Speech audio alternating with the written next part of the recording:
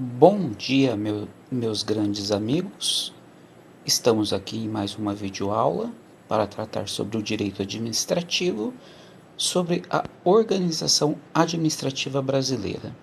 Em uma outra videoaula, a gente já teve a oportunidade de tratar sobre a administração direta e indireta, né? No caso, relembrando, a administração direta é formada pelo próprio ente federativo, né? No caso, a União, os estados, Distrito Federal e os municípios, e as indiretas seriam as autarquias, fundações, sociedades de economia mistas e as empresas públicas. Nesta videoaula a gente vai falar sobre as entidades paraestatais, que a despeito de não compor a administração direta e indireta, como veremos, ela compõe sim a organização administrativa brasileira. Bom, como eu mencionei, as entidades paraestatais não integram a administração pública, nem direta nem indiretamente. São entes privados que não integram a administração indireta, mas que exercem atividades de interesse público sem finalidade lucrativa. Integra o chamado terceiro setor. Aqui embaixo, só por uma curiosidade, né, quando se fala em terceiro setor, a gente ouve muito falar, né, esse termo, esclarecendo, o primeiro setor é o Estado propriamente dito. O segundo setor é a iniciativa privada com os fins lucrativos. E o terceiro setor, que no caso aqui das entidades paraestatais, são as entidades privadas sem fins lucrativos. São associações, fundações sem fins lucrativos que já desempenham uma atividade que o Estado, mediante autorização legal, transfere recursos para melhor exercício da atividade. As entidades paraestatais elas são classificadas em três modalidades.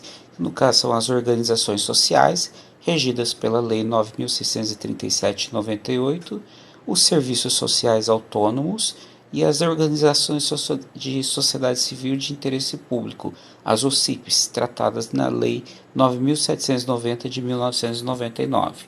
Então, a gente vai fazer uma avaliação rápida de cada uma dessas modalidades, ok? No caso das organizações sociais, é correto dizer que são entes privados instituídos pela vontade de particulares. Para uma pessoa jurídica sem fins lucrativos transformar-se numa organização social, ela terá que se qualificar no Ministério da área de atuação. Então, por exemplo, se a organização social disser respeito à saúde, ela tem que se qualificar no Ministério da Saúde. Se for alguma coisa sobre educação, né, aí no Ministério da Educação e Cultura. Tudo na forma da Lei 9.637 de 98. Depois, uma vez qualificada, para que as organizações sociais recebam recursos estatais, pessoal, equipamento, ela terá que firmar com o Estado um contrato de gestão, com o objetivo de fixar metas e definir recursos. Ela limita a sua atuação nas áreas de ensino, saúde, cultura, meio ambiente, pesquisa científica ou desenvolvimento tecnológico. Então veja bem, pessoal, esse descritivo de área de atuação ele é taxativo previsto na Lei 9.637. Qualquer outro formato de atuação que foge dessas espécies de atividades não podem ser classificadas como organizações sociais. As entidades qualificadas como organizações sociais são declaradas como de interesse social e utilidade pública. Não é necessário a realização de concurso público e seus empregados são regidos pela CLT, no caso a Consolidação das Leis do Trabalho, sendo considerados empregados privados. Deve prestar conta ao respectivo Tribunal de Contas ao qual o ente federativo que se encontra vinculado.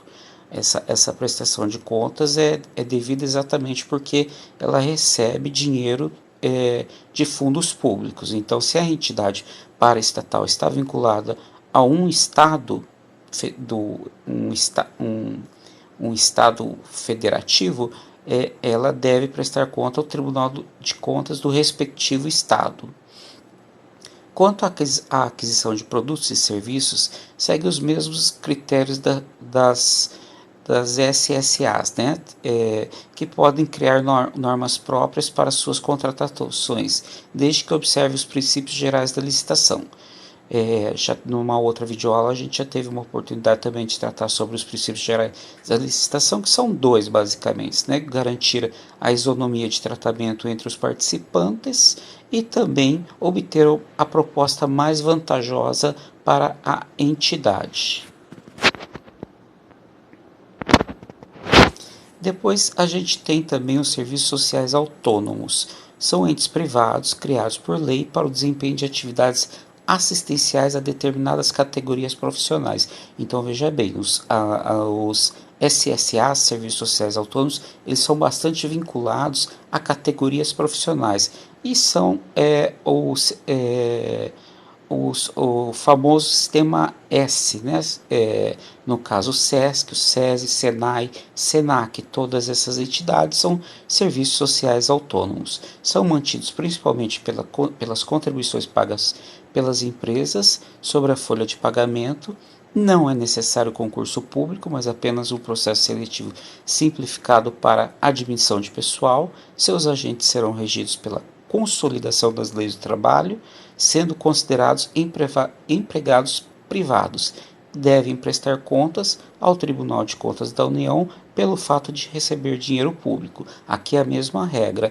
O Tribunal de Contas a que eles devem prestar contas é aquele ao qual em que o ente federativo se encontra vinculado. Ainda conforme decisões do Tribunal de Contas da União, os serviços sociais autônomos não estão sujeitos ao estrito termo da Lei 86693, ou Lei de Licitações e Contratos Administrativos, podendo criar normas próprias para suas contratações, desde que observe os princípios gerais de licitação, como dito, isonomia entre participantes e obtenção da proposta mais vantajosa. Também temos as organizações de sociedade civil de interesse público, chamadas de OCIPs.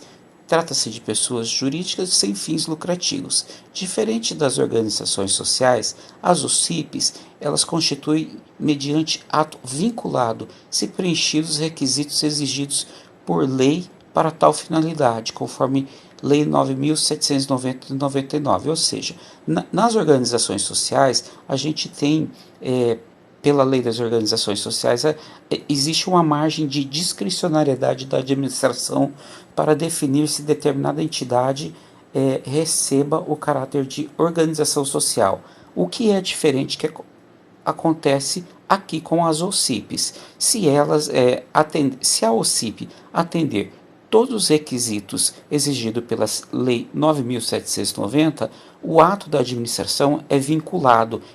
A administração obrigatoriamente deve reconhecer a entidade como OCIP.